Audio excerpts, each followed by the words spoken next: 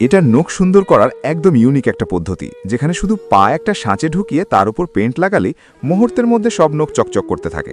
সামনে আয়নায় দেখলে যেমন সুন্দর লাগে, তেমনি পেছন দিক থেকেও তার সৌন্দর্য চোখে পড়ে। এই দুনিয়াতেই এক রাজকুমারী ছিল যে খুব আরামায়েশের জীবন কাটাতো, আর পোপাই ছিল এক সাধারণ লোহার যে প্রতিদিন কঠোর পরিশ্রম করত, কিন্তু মনে মনে সে রাজকুমারীকে ভালোবাসত।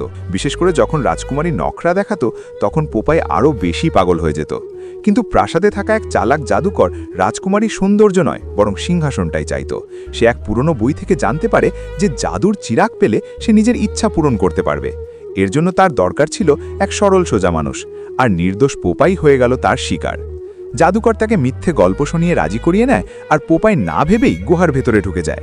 সেখানে গিয়ে জাদুকর তাকে ঠকিয়ে বাইরে থেকে গুহার দরজা বন্ধ করে দেয় এবং নিজে চিরাগ নিয়ে পালাতে থাকে। কিন্তু ভাগ্যের খেলায় চিরাগটা তার হাত থেকে ফসকে আবার গুহার ভেতরেই পড়ে যায়, আর সে খালি হাতে ফিরে যায়। ওদিকে গুহার ভেতরে জ্ঞান ফেরার পর পোপাই দেশলাই জ্বালায় এবং ভুল করে চিরাগটা ছুঁয়ে ফেলে। তখনই এক জিন হাজির হয় যে তাকে 3টি ইচ্ছা পূরণের প্রতিশ্রুতি দেয়। পোপাই প্রথমেই গুহা থেকে বের হওয়ার ইচ্ছা জানায়, আর জিন সঙ্গে সঙ্গে রাস্তা তৈরি করে তাকে বাইরে বের করে দেয়। এরপর দ্বিতীয় ইচ্ছায় সে নিজেকে এক রাজকুমারে পরিণত করে।